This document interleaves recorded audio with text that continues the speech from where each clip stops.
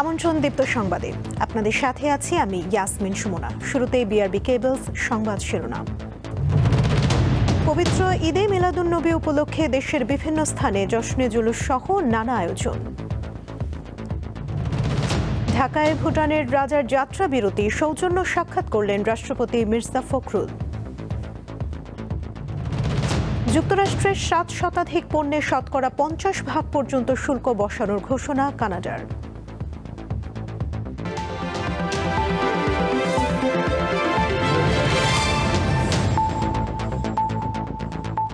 এবারে বিস্তারিত।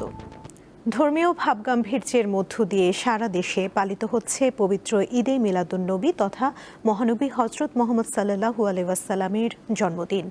দিনটি উপলক্ষে সকালে চট্টগ্রাম শহরে বিশাল জশ্নে জুলুস বের করে Anjumane Rahmania Ahmadia Sunnia trust. Banner, festoon, তোরণ ও সবুজ পতাকায় সাজানো হয় নগরীর প্রধান প্রধান সড়ক। 16 শহরের জামে আহমদিয়া সুন্নিয়া মাদ্রাসা প্রাঙ্গণ থেকেও জশ্নে জুলুস বের করা হয়। রাজশাহী মহানগরীতে সকালে আয়োজন করা হয় জশ্নে জুলুস। এতে বিভিন্ন এলাকার মানুষ অংশ নেন। পবিত্র ঈদে মিলাদুন্নবী উপলক্ষে খাগড়াছড়িতেও জশ্নে জুলুসের আয়োজন করা হয়। 570 খ্রিস্টাব্দের 12ই রবিউল আউয়াল অর্থাৎ আজকের এই দিনে মহানবী হজরত মোহাম্মদ সাল্লাল্লাহু আলাইহি ওয়াসাল্লাম আরবের মক্কা নগরীতে জন্মগ্রহণ করেন। 63 বছর বয়সে একই দিনে মহানবী ইন্তেকাল করেন। বাংলাদেশ সহ বিশ্ব মুসলিম সম্প্রদায় এই দিনটি ঈদে মিলাদুন্নবী হিসেবে পালন করে।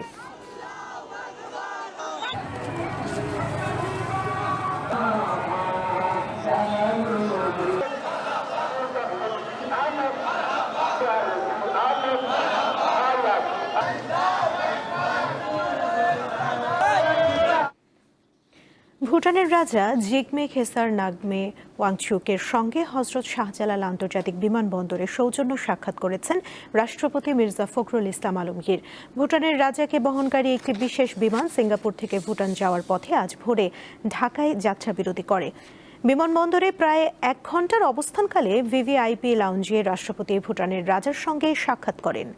তারা পারস্পরিক স্বার্থ সংশ্লিষ্ট বিভিন্ন বিষয়ে সৌহার্দ্যপূর্ণ আলোচনা করেন। এ সময় রাষ্ট্রপতি ভুটানের রাজা ও রাজপরিবারের সদস্যদের সুবিধাজনক সময়ে বাংলাদেশের রাষ্ট্রীয় সফরের জন্য আমন্ত্রণ জানিয়েছেন। ভুটানের রাজা বাংলাদেশের রাষ্ট্রপতি ও প্রধানমন্ত্রীকে তাদের সুবিধাজনক সময়ে ভুটান সফরের আমন্ত্রণ জানান। দিনাজপুরের বড়পুকুরিয়া কয়লা খনির মাইনিংয়ের প্রভাবে আশপাশের গ্রামের বাড়িঘরে ফাটল দেখা দিয়েছে। এতে আতঙ্কে দিন কাটাচ্ছেন স্থানীয়রা। ক্ষয়ক্ষতির নিরপেক্ষ জরিপ ও ক্ষতিপূরণের দাবি জানিয়েছেন তারা। 1985 সালে দিনাজপুরের বড়পুকুরিয়া কয়লা খনির সন্ধান পায়। তো আমি যেখানে দাঁড়িয়েছি এই পর্যন্ত কিন্তু সরকার অধিগ্রহণ করেছে। ঠিক আমার বাম পাশের অংশটুকু কিন্তু সরকার এখনো খালি চিহ্নিত করে রেখেছেন, তবে এখনো অধিগ্রহণ করেননি। কয়লা উত্তোলনের ফলে এখানে মাইনিং বিস্ফোরণের ঘটনা ঘটে। এই মাইনিং বিস্ফোরণের ঘটনার কারণেই এই এলাকায় কৃত্রিম ভূমিকম্পের সৃষ্টি হয়। প্রতিদিন কয়েকবার ভূমিকম্পের মতন এই এলাকা কেঁপে উঠে, যার কারণে এলাকার যে বসতবাড়ি সেটি কিন্তু বেশিরভাগই কিন্তু এলাকায় ফেটে গিয়েছে। এই ঝুঁকি নিয়ে তারা কিন্তু বসবাস করছে। এই কৃত্রিম ভূমিকম্প কয়লা খনি কর্তৃপক্ষ থেকে যে সৃষ্টি, এটি এমন কম্পন ভাই যে রুম থেকে ছেড়ে আমাদের দৌড় দিতে হয়। আমরা সন্ধ্যার পর যখন আমরা ঘুমাতে যাই মনে হয় আমরা আর সকালবেলা উঠবো না। বাইরে হাইটে হাইটে আর কি মনে হয় যে গায়ে পড়বে। ঘর বাড়ি থাকার অনুপযোগী একবারে। আমরা যেখানে আসি খুব কষ্টের মধ্যে আসি। কয়লা খনি কর্তৃপক্ষ, আমরা এর আগেও কথা বলছি, কিন্তু তারা ঠিক সঠিকভাবে পরিচালনা করে না। ঘুমাতে পারে না। ঝড় বৃষ্টি আসলে আমাদের ফাটল দিয়া পানি ভেতরে ঢোকে, ঘরের বাইরে বসে রাত কাটাতে হয়। কয়লা খনির যখন বোমা হয় তখন শব্দতে ঘর বাড়ি ভূমিকম্পের মতো কাঁপে। রেল ব্যবস্থা নিয়ে খুব চিন্তার মধ্যে আছি। কোথায় যাই কি করি, সরকার আমাদের কোনো পদক্ষেপ নিচ্ছে না। আরো দুঃখজনক হলো যে এখানে আমাদের টিউবওয়েল আগে পানি উঠতো, সেই টিউবওয়েলের পানির ব্যবস্থা এখন পাওয়া যায় না। সাবমার্সিবল দিয়ে আমাকে পানি উঠাইতে হয়। কারেন্ট না থাকলে আমরা সে পানির কোনো উদ্দেশ্য পাই না, এবং এই পানির মধ্যে আর্সেনিক বা আয়রন অত্যন্ত বেশি, যেটা পান করার অনুপযোগী। যে বড়পুকুরিয়া বাজার সংলগ্ন বেশ কয়েকটি যে গ্রাম রয়েছে, এর মধ্যে বাঁশপুকুর, কালুপাড়া সহ বেশ কয়েকটি এলাকা কিন্তু ইতিমধ্যে দেবে গিয়েছে। কিছু গ্রাম আংশিক দেবে যাচ্ছে। এই এলাকার মানুষেরা বলছে দ্রুত সময়ের মধ্যে যদি এই এলাকার মানুষকে অধিগ্রহণের আওতায় আনা হয়, তাহলে এই এলাকার লোকেরা অন্যত্র গিয়ে বসবাস শুরু করতে পারে। সুলতান মাহমুদ, দীপ্ত টেলিভিশন, দিনাজপুর বড়পুকুরিয়া। রাজধানীতে নারীদের জন্য চালু হওয়া বিআরটিসির বিশেষ পিঙ্ক বাস সার্ভিসের প্রত্যাশিত সেবা এখনো মিলছে না। এর কারণ স্বল্প সংখ্যক বাস, যার সংখ্যা মাত্র 10। এসব গাড়ি চলছে 10টি রুটে। যাত্রীরা বলছেন বিশাল জনগোষ্ঠীর এই নগরে আরও অনেক পিঙ্ক বাস দরকার। নারীদের নিরাপদ ও স্বস্তিদায়ক যাতায়াত নিশ্চিত করতে চালু হয়েছে পিঙ্ক বাস। নারী চালক ও সহায়ক নারী হওয়ায় এর প্রতি আগ্রহ বাড়ছে। তবে প্রশ্ন হলো, পর্যাপ্ত বাস, নির্দিষ্ট সময়সূচি ও রুট নিশ্চিত করা গেলে এর সুফল কতটা পাবেন নারীরা? রাজধানীর অন্যতম ব্যস্ত এলাকা মতিঝিলে পিঙ্ক বাস দাঁড়িয়ে আছে যাত্রীর অপেক্ষায়। যাবে উত্তর বাড্ডা, মধ্য বাড্ডা, মেরুল বাড্ডা, রামপুরা, মালিবাগ, কাকরাইল, পল্টন ও গুলিস্তান। এই বাসে যাতায়াতের সবচেয়ে বড় সুবিধা হিসেবে স্বস্তি ও নিরাপত্তাকে দেখছেন নারীরা। তবে বাসের সংখ্যা বাড়ানো ও সময় মতো সার্ভিস নিশ্চিত করার দাবি তাদের। সকালে যে কিভাবে একটা লোকাল বাসে যুদ্ধ করে উঠতে হয়, এটা আসলে যারা নারী আমরা আছি আমরা জানি খুব ভালো। তো এই সার্ভিসটা চালু হওয়ার কারণে আমাদের এই হ্যাসেলটা আসলে অনেকটাই আপনার লাঘব হয়েছে। আমাদের অনেক সময় অপেক্ষা করতে হয় এই বাসের জন্য, কাজেই সময় স্বল্পতার কারণে যারা আমরা অফিসগামী যাত্রী তাদের একটু কষ্ট হয়। একটু পর্যাপ্ত থাকলে আমাদের জন্য সুবিধা হয়। উদ্যোগটা ভালো, অবশ্যই ভালো, বাট আমাদের রুটে আরও গাড়ি দরকার। শুধু পিঙ্ক বাস নয়, সব গণপরিবহনেই নারীদের নিরাপত্তা নিশ্চিত করা জরুরি বলে মনে করছেন যাত্রীরা। আমরা বাইরে যখন আসি তখন অবশ্যই একটা নিরাপত্তা দরকার আমাদের। তো এই মেয়েদের যে বাসটা এখন চালু হয়েছে, এটাতে আমি যথেষ্ট নিরাপদ। শুধুমাত্র নারী একটা সিটে বসবে তাই নয়, নারী যে গাড়ি চালাতে পারে বা বাস চালাতে পারে, এটাও আসলে যে আমাদের যে সোসাইটিতে আমরা প্যাট্রিয়ার্কাল সোসাইটিতে বড় হয়েছি, তো সেটাও মনে হচ্ছে যে একটা পরিবর্তনের নতুন ধারা। পাবলিক যে বাসগুলো, সেগুলোতে উঠলে অনেক ধরনের হ্যারাসমেন্টের শিকার হই। সেক্ষেত্রে সেই দিক থেকে এটা অনেক ভালো, এবং মহিলা ড্রাইভার এটা আরও ভালো।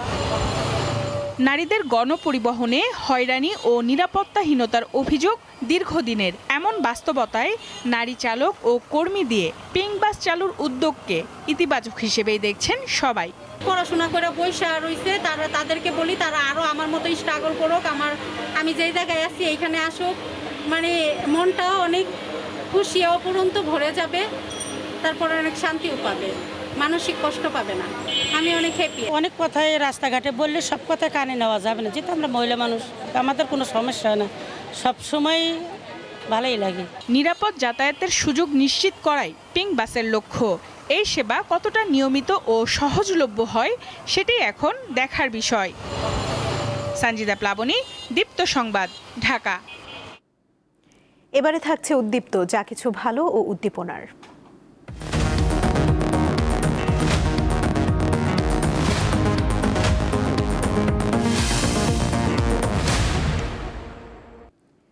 চাকরি, সংসার আর ব্যস্ত জীবনের মাঝেও নিজের স্বপ্ন ভুলে যাননি খাগড়াছড়ির শিক্ষক মোহাম্মদ রাজন মিয়া।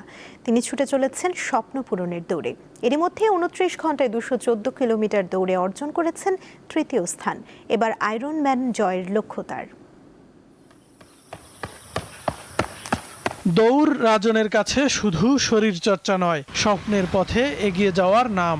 স্কুল জীবন থেকেই অ্যাথলেটিক্সে হাতেখড়ি। 33তম BCS এর মাধ্যমে শিক্ষকতা পেশায় যোগ দেন তিনি, কিন্তু থামেনি দৌড়। 2020 সালে শুরু হয় আল্ট্রা রানের যাত্রা। এরপর কিশোরগঞ্জ ম্যারাথন, কক্সবাজার মেরিন ড্রাইভের 50 কিলোমিটার, বান্দরবান হিল ম্যারাথন সহ বিভিন্ন প্রতিযোগিতায় চ্যাম্পিয়ন হন তিনি। 2025 সালে কক্সবাজারের 161 কিলোমিটার রানে দ্বিতীয় এবং দেশের প্রথম স্টেডিয়াম রানে 214 কিলোমিটার দৌড়ে হন তৃতীয়। শুধু দৌড় নয়, সাঁতারেও পারদর্শী এই শিক্ষক। চেঙ্গি নদীতে 11 এবং কাপ্তাই হ্রদে 12 কিলোমিটার সাঁতার সম্পন্ন করেছেন তিনি। প্রাপ্তির জায়গাটা হচ্ছে সুস্বাস্থ্য, সুবল সুন্দর দেহ এবং সুস্থ মন। আর যদি বলতে চাই যে আমি ইতোমধ্যে প্রায় 15 থেকে 20টা ইভেন্টে আমি চ্যাম্পিয়ন, প্রথম রানার্স আপ, দ্বিতীয় রানার্স আপ হয়েছি। যেই সব জায়গায় আয়রনম্যান হয়, মালয়েশিয়া, ওখানে পার্বত্য অঞ্চল থাকে, অনেক বেশি এলিভেশন গেইন করতে হয়। তাই আমি 3 বছর যাবত আছি খাগড়াছড়িতে, যেন নিজেকে আন্তর্জাতিক মানের একজন আয়রনম্যান হিসেবে তৈরি করতে পারি। খেলাধুলার পাশাপাশি কর্মজীবনকেও সমান গুরুত্ব দেন বলে জানান তার সহকর্মী ও শিক্ষার্থীরা। পড়াশোনার বাইরে আমরা খেলাধুলা কিভাবে করব এবং মানুষের সাথে কিভাবে আচার ব্যবহার করব সেগুলো বিষয়ে আমাদেরকে সুস্পষ্টভাবে ধারণা দেয়। রাজন স্যার যেমন পড়ালেখা নিয়ে অনেক কিছু শেখান, তেমন হেলথ নিয়েও অনেক কিছু বলেন। এই সমস্ত যে এক্সট্রা কারিকুলাম কাজ বা অন্যান্য কাজগুলি করেন, সামাজিক দায়িত্ব পালন করেন, তাতে কলেজে পাঠদানে বা শ্রেণী কার্যক্রমে কোনো ব্যাঘাত ঘটে না। এবার লক্ষ্য পূর্ণাঙ্গ আয়রনম্যান। 3.8 কিলোমিটার সাঁতার, 180.2 কিলোমিটার সাইক্লিং আর 42.2 কিলোমিটার দৌড়। সীমিত সামর্থ্য আর ব্যস্ততার মাঝেও থামতে চান না রাজন। স্বপ্ন একটাই, বিশ্বমঞ্চে বাংলাদেশের পতাকা তুলে ধরা। কাউসার আহমেদ, দীপ্ত, বার্তাকক্ষ। একেবারে শূন্য থেকে শুরু করে বিটোপিয়া গ্রুপ দেশের অন্যতম আইটি প্রতিষ্ঠানে পরিণত হয়েছে। বর্তমানে এর কর্মীর সংখ্যা প্রায় 5,000। এই গ্রুপের অধীনে কৃত্রিম বুদ্ধিমত্তা, ক্লাউড সলিউশন এবং ডেটা সেন্টারের মতো নতুন সেবা যুক্ত হয়েছে। যুক্তরাষ্ট্র, যুক্তরাজ্য, কানাডা, জাপান ও ব্রাজিল সহ অন্তত 80টি দেশে বিটোপিয়া গ্রুপের কার্যক্রম বিস্তৃত।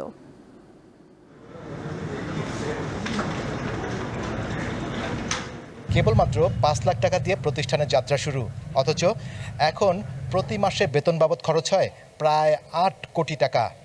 মাত্র 5 লাখ টাকা বিনিয়োগ এবং 7 জন কর্মী নিয়ে 2017 সালে প্রযুক্তি নির্ভর প্রতিষ্ঠান বিডি কলিং আইটির যাত্রা শুরু হয়েছিল।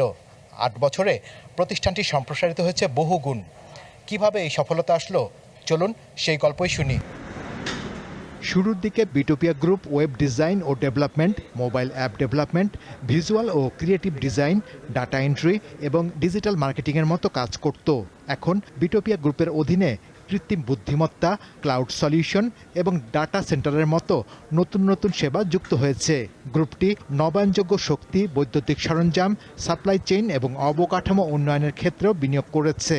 ক্লায়েন্টের রিকোয়ারমেন্ট ফুলফিল করি, যেমন 2D প্ল্যান, ক্লায়েন্টের বাসা বাড়ি বিভিন্ন ধরনের ডিজাইন বা ল্যান্ডস্কেপ প্ল্যান বা এই টাইপের আর কি কাজ দেয়। আপডেট টেকনোলজি সেগুলো ইউজ করে আমরা তাদের একটা সুন্দর মডার্ন ওয়েব অ্যাপ অথবা মোবাইল অ্যাপ্লিকেশন ডেলিভারি করে থাকি। এটি স্বাস্থ্যসেবা, জ্বালানি ও অবকাঠামোর মতো নির্দিষ্ট কিছু শিল্প খাতে পূর্ণাঙ্গ প্রযুক্তি সেবা প্রদান করছে। এই গ্রুপের মোট ব্যবসার প্রায় 80 থেকে 90% যুক্তরাষ্ট্র কেন্দ্রিক।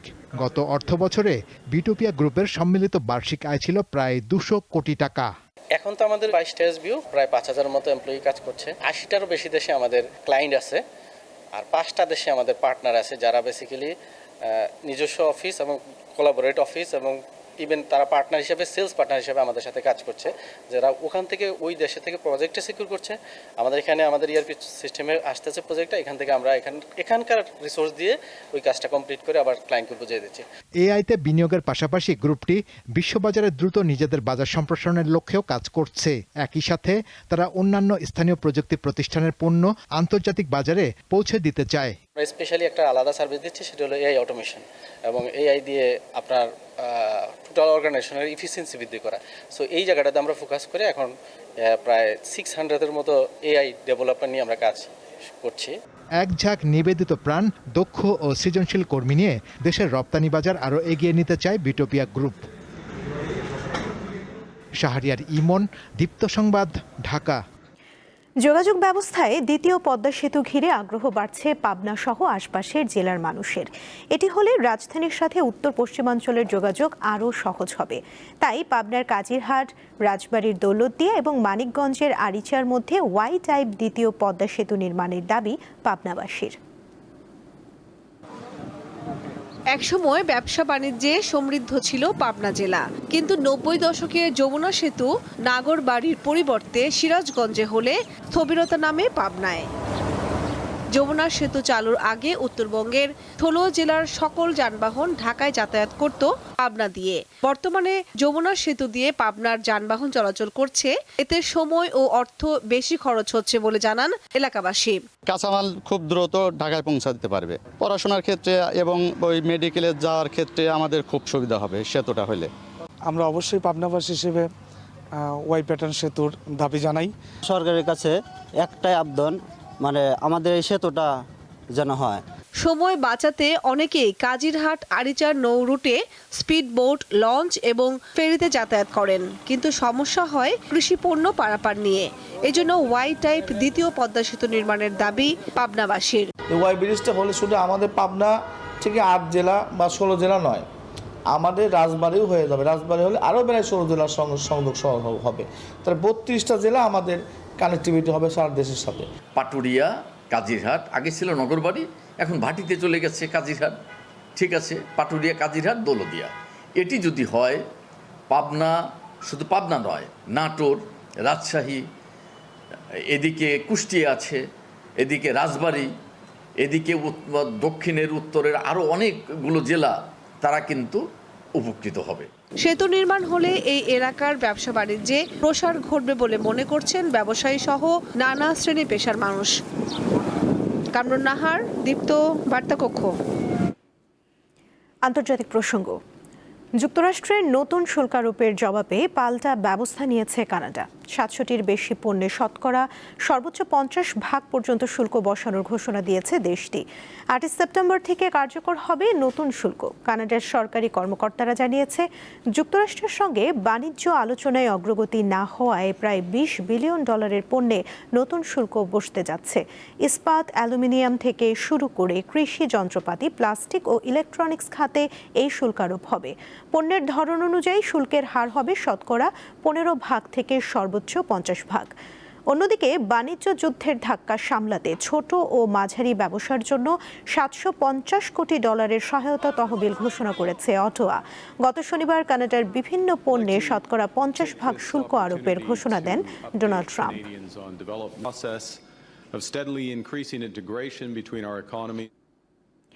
দক্ষিণ ভূমধ্যসাগরের ক্রিট দ্বীপের কাছ থেকে বাংলাদেশের সহ 79 অভিবাসন প্রত্যাশীকে উদ্ধার করা হয়েছে।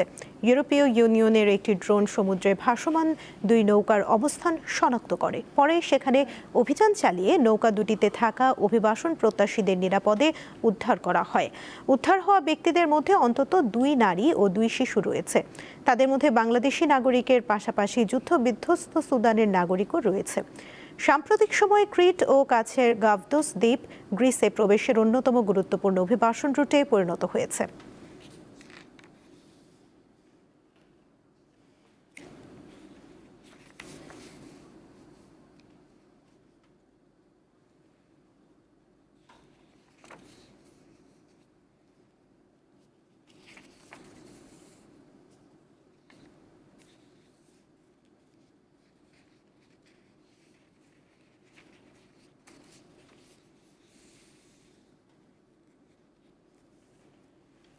খেলার খবর। জাপানের আইচি নাগোয়া শহরে অক্টোবরে শুরু হতে যাওয়া এশিয়ান প্যারা গেমসের প্রস্তুতিতে ব্যস্ত দেশের প্যারা অ্যাথলেটরা।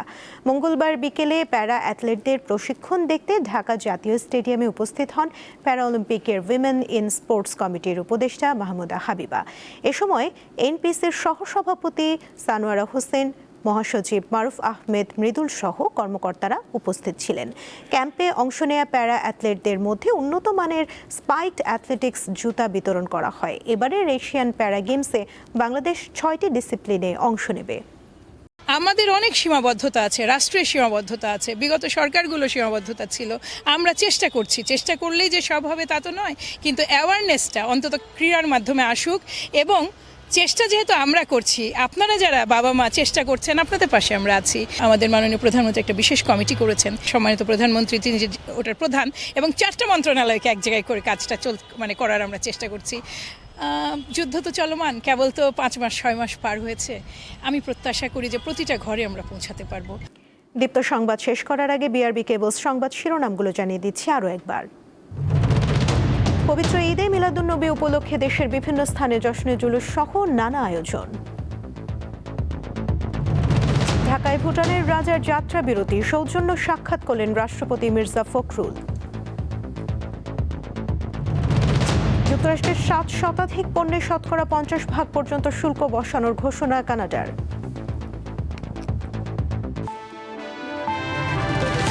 এই ছিল এখনকার মতো। পরবর্তী সংবাদ দুপুর 2টায় দেখার আমন্ত্রণ রইল। এছাড়া আরও তথ্য পেতে যুক্ত থাকুন দীপ্ত ডিজিটাল প্ল্যাটফর্মের সাথে। ধন্যবাদ সবাইকে।